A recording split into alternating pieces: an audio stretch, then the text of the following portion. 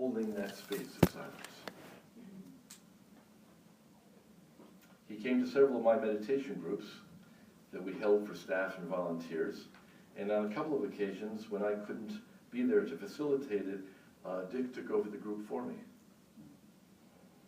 The reviews he got from the rest of the group were threatening. I'm still working on my ego, which you would appreciate. There's another wonderful Buddhist trait called right speech. And this is the practice of thinking before we speak. For me, Dick epitomized that quality of that practice. In discussion, he never once was flippant or offhanded. He thought deeply and he weighed ideas. He listened well, and you could see him pondering things. He could really deeply think. He was always respectful, however, of the thoughts of others. And as our meditation group, we would share afterwards, after we had the meditation, and people would say a few things about what was on their mind, and I always waited to hear what Dick had to say about it. Because he always had some really kind but insightful comments. He was a great and a very natural practitioner of presence. One of the great things in the Buddhist tradition is being present.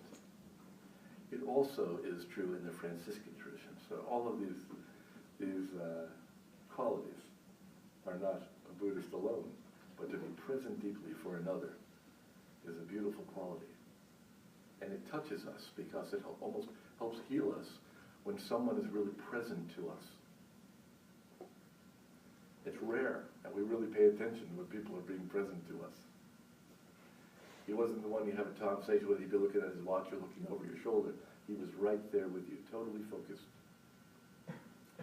If he cultivated this practice, and he really enjoyed the practice of meditation, of Tai Chi. I had a Tai Chi class that he and Karen came to. Another way of deepening that sense of presence, that sense of being just here, just now.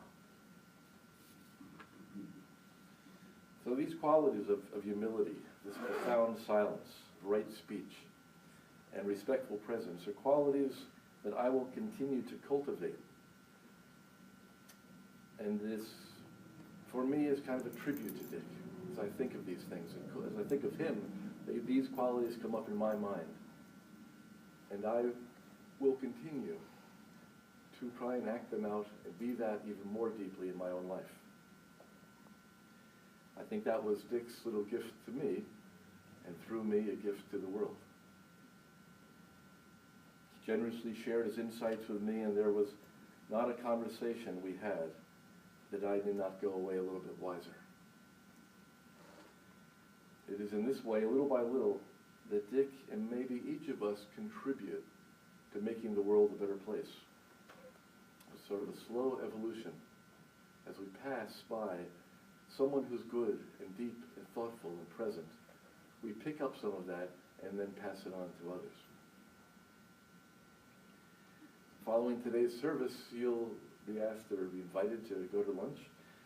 And if you're going to that lunch or not, you might think about the qualities that Dick moved in you. And what would you want to cultivate more of that he had to express in your life and to touch others with? I think this is how we grow as humanity. I think this is also how we pay highest tribute to him. I would now like to invite JoAnn Schallender, is that correct? Schlauder. Schlauder, I'm sorry. Schlauder? Where is JoAnn? Yes.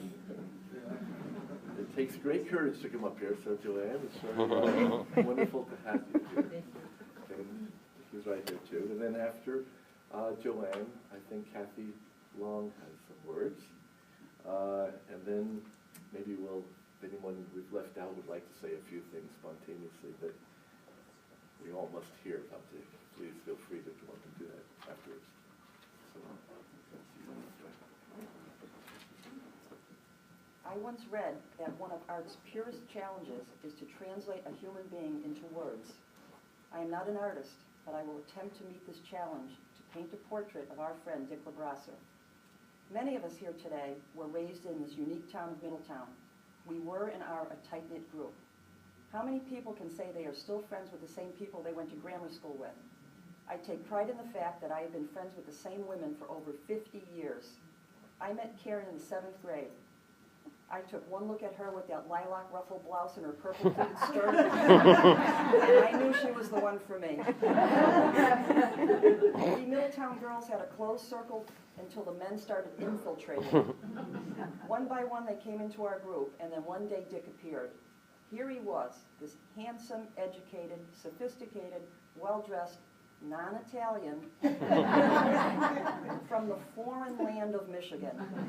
What were we to think of him?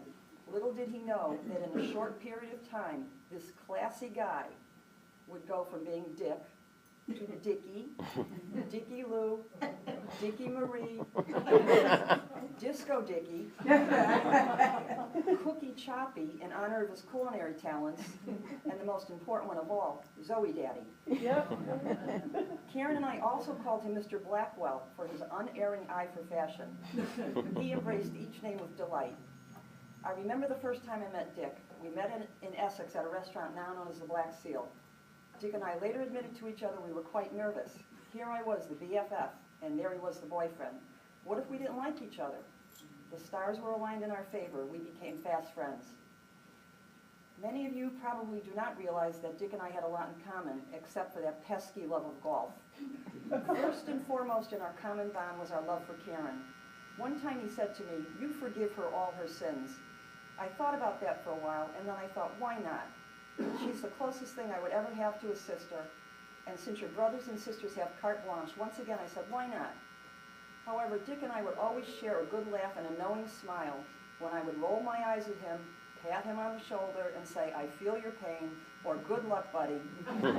When Karen would come up with one of her ideas or theories that Dick and I would think, or should I say no, were not quite logical. Dick and I also liked our quiet times. Both of us were married to chatterboxes. Before Dick came on the scene, Kurt, Karen, and I would go to the beach.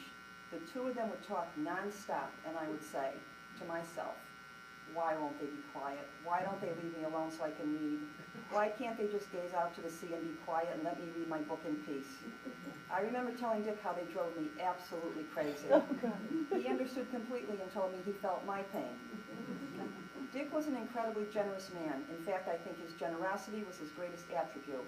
He did not publicize his acts of kindness. He helped many people and